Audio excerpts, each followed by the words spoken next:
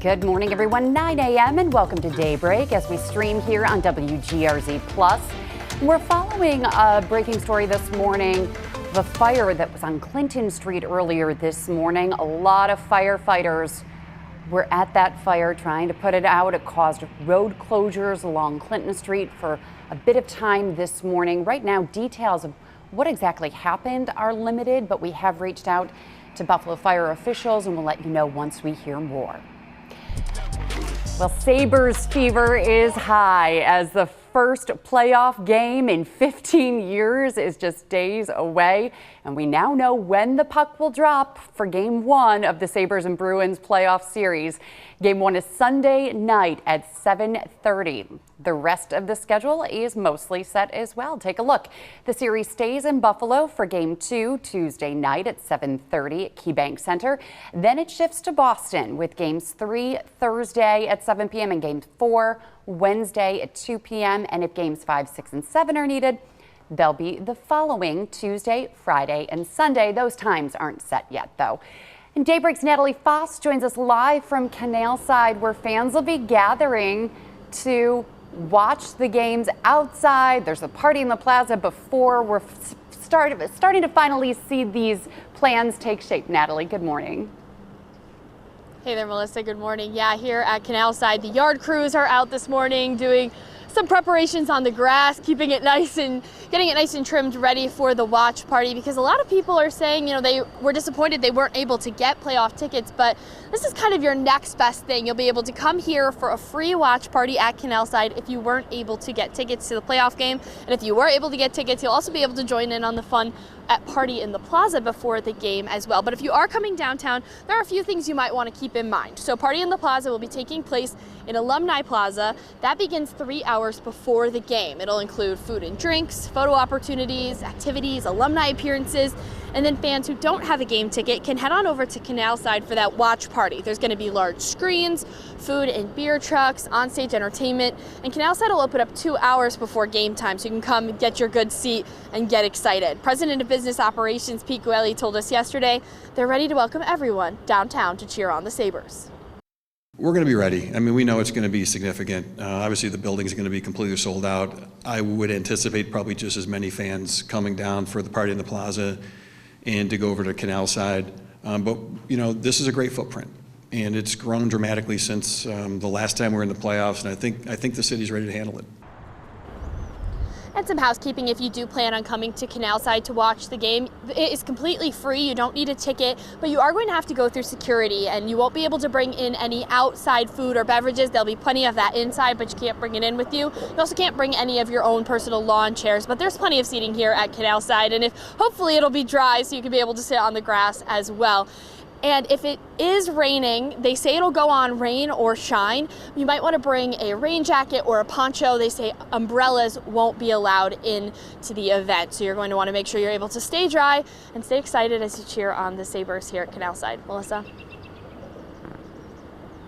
With a poncho over it. Winter coat with poncho. Natalie, thank you. And here's a look at the map of all that's available to fans who do go to Canal Side for that watch party. There will be food trucks stationed out there, merchandise stands, lots of beverage stations, and the beer garden as well. We'll have that map posted on our website.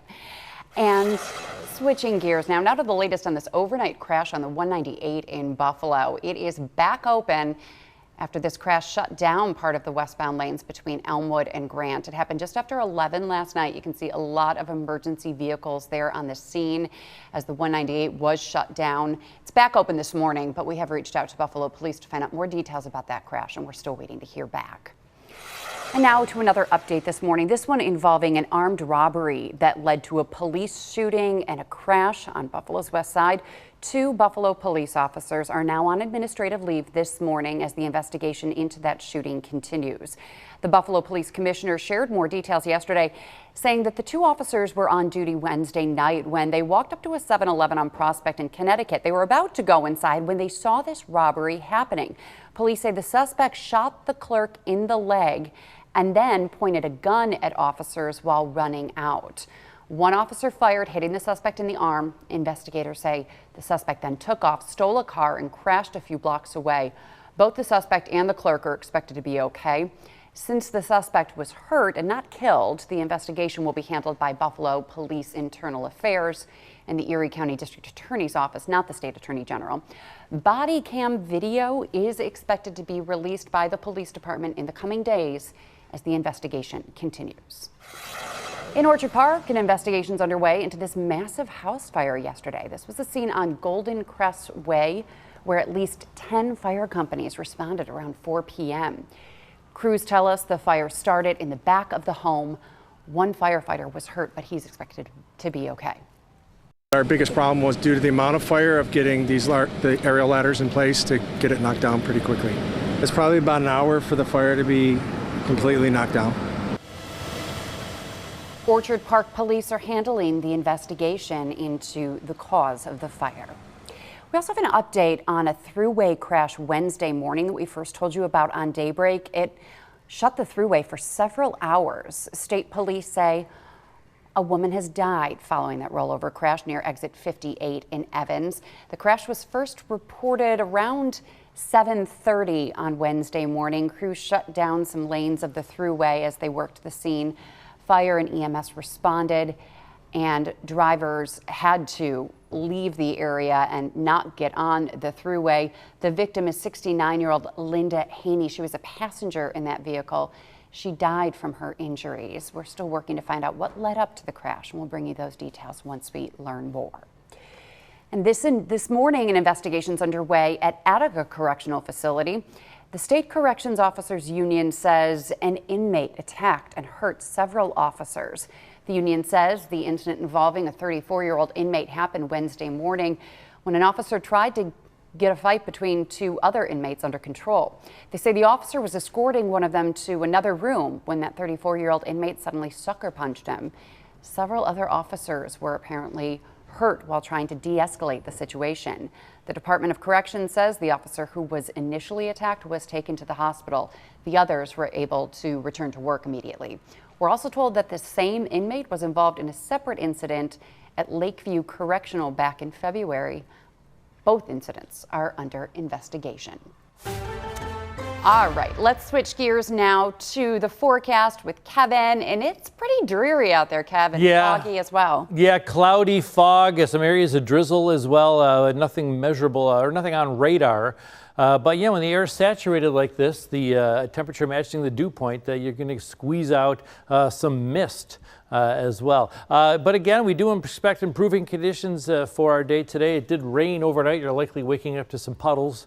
And again, some foggy conditions, extra caution on the roadways, never a bad idea, right? Okay, Machias, lovely. You've been to Lime Lake, you've been to Machias, you've ever driven through Buffalo to Olean, you've driven through Machias. There's 400 goes here, here's the 219. 400, then Route 16, you drive to Cuba, or Alfred, you go through Machias. And just a coincidence, there's no Tornado Alley in Western New York, but their second tornado this month in Machias. Again, in EF0, the lowest, the weakest tornado you can get. How do they know? Well, there's two structures with property damage. One had a window blown in, one missing shingles, and also trees uprooted and falling in different directions. There was some circular motion, some cyclonic action with the downdraft. So yes, some rotation enough to cause some property damage as well. So thankfully nobody hurt. So now this is the totals for the month.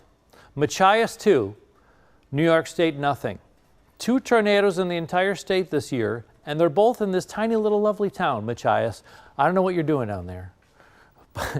Hopefully you wrap it up in time for the summer season when everybody's crowded lovely Lime Lake. Okay, some areas of limited visibility on the roadways. Again, we are saturated. So it's the same way clouds form. As we cool, there's a lot of moisture in the air because of the rain. As we cool, the cold air cannot hold as much moisture as warm air. So the same way clouds form when you get lift, the fact that we're cooling now, the air is sort of producing clouds. So you're living in a cloud right now across Western New York, for better or for worse. Here we go with what's expected today. We clear to partly cloudy skies this afternoon. Light winds. Another thing that's needed for fog is light winds. However, the light winds will stay today. Tomorrow, wrap up those plans by 1 p.m. or so, because here comes some rain. Okay, we're all getting rain, and thunderstorms will be embedded with this. This is a strong cold front, so thunderstorms are a possibility with this. It's going to be breezy, and then on the backside of this, we're going to fall through the 60s, through the 50s, and we're going to spend the bulk of our Sunday in the 40s. It's going to be cloudy. It's going to be chilly. It's going to feel like March out there for the Sabres events. Rather sparse, spotty showers, okay? Nothing umbrella worthy. You don't need a raincoat. If you're standing outside 40 degrees, you're going to want to, you're from Buffalo. You got this. Okay, I don't want to insult your intelligence. So 63 today, partly cloudy, light winds, a lovely evening as well. Tomorrow, tale of 2 days, dry and warm until 1 o'clock, rain for an hour or two. And then on the backside of that, scattered showers and temperatures plummet for our Sunday. Daytime temperatures in the 40s, cloudy, cool. Again, maybe a spot shower working its way through. Bring a poncho, put it in your pocket if you're going to the Sunday events, okay? You probably won't need it. It will be measuring our rain by hundredths of an inch. Cool on Monday, but look at this, Missy. At least I got 4 dry days in a row. We will take it as long as the temps keep rising along with those dry 55, days. 60, and 60 for Tuesday, Wednesday, Thursday. All right, not bad for April, I suppose. All right, Kevin, thanks. We'll check back in with you in a little bit. And also stay with us. Coming up right after the break, we'll talk about the latest Buffalo Niagara honor flight, the first one of 2026. It's happening this weekend. We'll tell you how you can help celebrate these incredible veterans. Coming up right after the break. Welcome back, everyone. This weekend, we will be honoring our nation's service members, our heroes in Buffalo Niagara honor flights. First mission of 2026 is happening tomorrow, going through the weekend. So joining me live right now is Vice President of Buffalo Niagara Honor Flight, Dennis Priori. Thanks so much for being here. And Troy Paul, who's a volunteer guardian who's going on your second trip. Congratulations, gentlemen, and thank you so much for what you're doing to honor our nation's heroes from Western New York. So Dennis, tell me first, what's happening this weekend? This weekend we have our first flight of 2026. It's our 10th anniversary Buffalo Niagara Honor Flight, and we're taking 37 veterans and 37 guardians. With our staff, we have about 90 going. We're leaving tomorrow morning from Buffalo Niagara Honor Flight, from the airport rather, and we're flying to Baltimore. Then we take a bus from Baltimore to DC. We have a whole day planned of visiting memorials.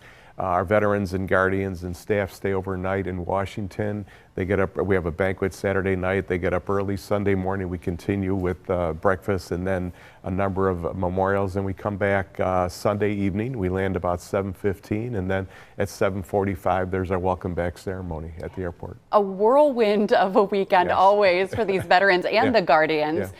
But what do the veterans get out of this truly unique experience? You know, it's closure for a lot of them. Most of the veterans we fly now are Vietnam veterans, and it's no surprise that they were not treated very well when they came back. And so it's a way for them to get some closure.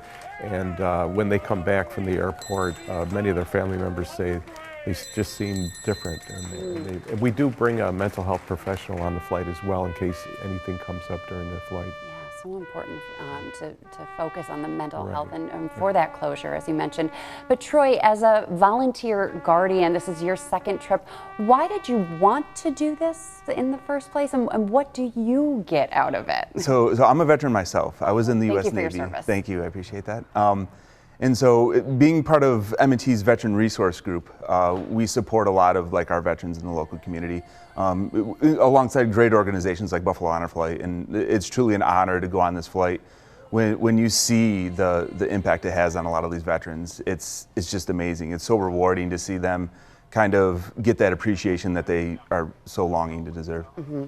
What kind of bond do you have with the veteran that you went on the last trip with, and how do you expect to bond with the veteran on this weekend's trip? It's a lot of the military community is very unique in that they just raise each other all the time, on the buses and stuff. It's a lot of joking around, and these are all complete strangers, and they all meet on this flight and they become brothers essentially.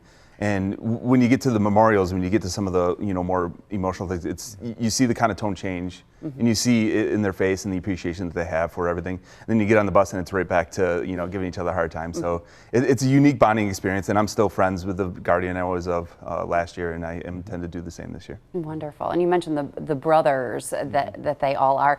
Also sisters too. And last year we had our first all-female honor flight. Dennis, tell us about that experience. Well, of course, you weren't there. Myself and the president, we couldn't go because Right. it was an all-female flight. But I mean, when I say that, even the pilots were female. I love that. The bus drivers, everybody. But it took about 2 years of planning, and we took about 35 all-female veterans and guardians, and we're going to do one in the future coming along. Wonderful. And yeah, how many more are planned for this year in general, especially as our nation is celebrating its 250th birthday? We have another flight in June and one more in October, and the June flight will be our 10th anniversary flight. We started in 2016, so we're planning some special events for that. Yeah, we always hear that one of the most special moments is actually when the veterans return home, to a crowd at the Buffalo airport welcoming them home and finally saying thank you. Yeah. How can Western New Yorkers participate in that? Sure. We're scheduled to land about 7:15 on Sunday, and about 7:45 the event will begin. We have bagpipers, we have Girl Scout, Boy Scouts, and of course a lot of family members, media members, and there's usually about 1,000 people at the airport, and it's quite a sight to see. So we invite everybody to come out Sunday night at around 7:45 and welcome our veterans back. Then go home and watch the Sabres game after that. But do something for our veterans and for our heroes by welcoming them home. And finally, is there a waiting list for veterans to participate in these? Yes. We were all World War II veterans, and then Korea, and mostly now Vietnam veterans. It's about a 2.5 to 3 year wait. Wow. So if a veteran is interested, you can go to our website, buffalo-niagara.org, or our Facebook page, fill out an application. It's very easy, and we'll get going on it. Wow. All right. Dennis Priori, thank you so much for being Pleasure. here. Troy, thank you for your service, and thank you for being a guardian, and have a safe and enjoyable trip this weekend. Thank you so much. Stay with us. We'll be back after the break to talk more about the Sabres and hear from the in-game host, who also has a connection here to Daybreak. We'll be right back. All right, Channel 2 has an amazing team of traffic reporters with the NFTA, and this is one of them. This is Noah Maciejewski. Difficult name to pronounce. Good thing that Patrick is not here, because he'd be butchering it. Maciejewski, but I can do it. But if 11 Noah, letters. Can you spell it? Yeah, Maciejewski. He's got it. Yeah. Okay, I could not do that. Oh, it's easy, yeah. But Noah, thanks for being here in person. A lot of people don't know that NFTA, when you're doing your reports, you're actually not here at the station, so it's good to see you in person. Yeah, shot over from across town this morning. Yeah, but if Noah also looks familiar to you, it's because you're a Sabres fan and you see him as the in-game host. This is your first season, so I believe that you are the good luck charm for the Sabres after a 14-year drought. You join as the in-game host, and look what happens. Yeah, I don't know if I can take all the credit. The team has been amazing this year, but it's really been a thrill to work with the Buffalo Sabres organization for this very exciting season. How fun for you. What's the best part of the job for you, being in the games and hosting all of the fun activities during the games? I would say most definitely the best part of the job is the fans. The fans have been incredible this season. I mean, forever the fans of the Sabres have been incredible, but this season in particular, the energy in KeyBank Center has just been like through the roof. Yeah. So my big question for you is, what has the energy shift been like from December to April? December, exactly, Kev. Like last place in December to all of a sudden selling out every game and being the first place team. Noah, what has that been like for you to see? I will say it makes my job so much easier, right? Like to hype up a crowd that is like so-so, it's a lot harder than when the Sabres are playing the way they have been playing. Everyone is already so energetic and so just ready to cheer on these guys that my job, it's a much lighter lift for sure. Yeah. I mean, I went to a game in the beginning of November, December. Yeah. And there were guys with like brown paper bags over their head in the crowd. And then I went to another game like a month ago, and the Beer Sabres. What are the Beer Sabres doing for the for the energy inside They the have certainly arena. helped, for sure. Those have been really, really fun. I love seeing other stuff pop up. There's people taping up banners and homemade signs That's up the against fun the part. walls. Yeah, once Yes. you see the banners in the 300s, yeah. And the aluminum foil Stanley Cups have started to come back out into the stands too. So those are really fun to see, for sure. Wow. What are you hoping or that this playoff atmosphere will be like, or what are you expecting? You know, after the game, the last game that we just had at home for Fan Appreciation Night, I got the chance to interview Lindy Ruff for the fans in the arena. And I asked him, what does he want to see for the crowd headed into this weekend? And he said just to turn up the notch a little bit more. And the fans just screamed that they were ready to do that. So I think the intensity is going to, you know, just pump it up just a little bit more. Yeah, put a plug in for your extraordinary, your wonderful co-host as well. Yes, absolutely. I can't do what I do alone. Courtney Corbetta is my in-arena co-host, and she is amazing to work with. We have so much fun working together. Yeah, I mean, from start to finish, it's really just a fun experience being in there, especially when the team is so good. I mean, have you always been a Sabres fan, Noah? What's your background? Always. You know, I was born right here. I grew up in Lancaster, so I've been here in Buffalo my whole life. When I applied for this job, actually, at the beginning of the year, you had to submit like a demo video. Sure. And in my demo video, I had a graphic come up over my shoulder that was me wearing a goat head jersey at like 4 years old. And I was like, that's why I'm the right guy for the job. So I think that helped. I think Sure. it made a difference. So yeah, for sure, been a lifelong Sabres fan. I remember going back in like 06, 07 to Wegmans and clipping out pages of the Buffalo News to get those little silver medallions that they used to give away. My mom would take me before school. We would go and stand in line at Wegmans, clip out the page of the Buffalo News, get the medallion, and then she'd drop me off at school. So for sure, Saberhood fandom has run through my blood for a very long time. That's awesome. And how exciting for you to be part of this amazing, hopefully very long playoff run. And I also love seeing the kids, like Elliot's 12, and he's been a Sabres fan for so long, but never seen playoff hockey. So the kids will have fun, but the adults too. And like people like your age, Noah, who their whole adult life have really never seen playoff hockey in Buffalo. And what about the festivities before? Will you be part of like Party in the Plaza also, or are you just doing inside? Yeah, I'm just going to be inside. Okay. So, but I can't wait to see all the video footage of the fans going crazy outside. I think the energy outside is going to be just as good as the energy inside. I wouldn't be surprised if I'll be able to hear the people at Canal Side from inside. It's going to be like a Bills game 4 times this week. Yeah. That, I kind of getting chills just thinking there about you go. It's going to be amazing. Yeah. And rally towels we know will be on every seat and for every single home game. So that'll be really fun to see that energy and excitement as well. Yeah, very absolutely. cool. Noah, thanks so much for being here. Thanks so much and for you having do me. a phenomenal job, by the way. Keep up the both great work. with traffic and at KeyBank Center. So thanks for being here. Absolutely. I appreciate you having me. Yeah, and go Sabres, right? Okay, how much time do we have left? What should we do? Oh, 4 minutes? Oh, okay. All right, we're going to go to this package right now. Fans getting ready to watch and celebrate the Sabres heading to the playoffs, and the players are also getting ready to.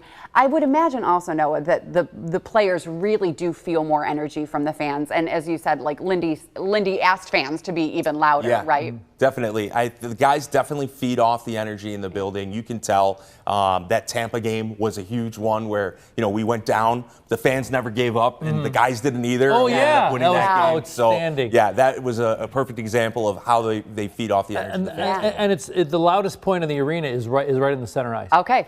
That's good to know. The players are practicing, getting ready for the playoffs. Jonathan Acosta has more on all that.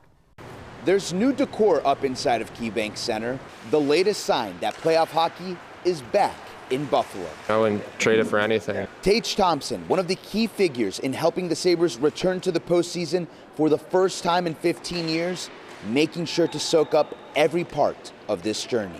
You only get to play this game for so long, and then one day you're done. I think sometimes when you're in it, it's hard to remember that. It's been a long journey to get here, and these opportunities don't come around too often, and you never know when you're going to get another one like it. So we just want to make sure we're making the most of it and enjoying it. The Sabres' first opponent in their march toward Lord Stanley's Cup is the Boston Bruins, a team who they already faced 4 times this year as a divisional opponent. But those previous 4 matchups can really get thrown out the window now because this is a new season, and maybe above all else, the physicality set to be turned up just a few notches. This is always the time of the year where everything gets elevated. You know, some of the guys that maybe aren't quite as tenacious become tenacious. That's why there's a lot of different things that can happen. You know, stuff we're going to do, they may react to. Stuff they do, we may react to. That's the fun part about the playoffs. The Sabres say they'll be ready for the physicality. After waiting so long just for this opportunity, they're ready to make the most of it for a city that's been craving a return to this stage. I've had 8 years here with no playoffs, so now finally getting in the playoffs, it just means the world. This is what I've been working for since I got here. It took a little bit too long, but now we're here finally, so I'm stoked, and I'm just so happy for the city. They've been here even longer than I have, so they have really deserved this. Playoff hockey officially back in Buffalo when the Sabres host the Bruins on Sunday. On your side at KeyBank Center, Jonathan Acosta, Channel 2 Sports. This team is so deserving, right? With Deline losing a child and then his wife having a heart transplant and going away and then coming back and energizing the team. Then you got Tage Thompson winning a gold medal. Could you imagine him winning a Stanley Cup and a gold medal in the same year? Alex Tuck with local roots. I mean, it's just really a team that you want to cheer for. Dahlin, favorite player. He's just outstanding. And again, I remember writing an open letter to Sabres fans saying, you know, we love you. We're going to get better. And they have now. So I'm so excited for that. I know they're excited for us, but I'm excited for guys like Dahlin. Yeah, absolutely. And how are you guys feeling against the Bruins? The final predictions? For the series? No, I'm not going to go on record saying anything, man. I'm with you. I'm just going to say go Sabres. Yeah. I can't wait. Yeah. We will leave it with that. Go Sabres. We'll be back here on Monday with all of your Game 1 highlights. Bye, everybody.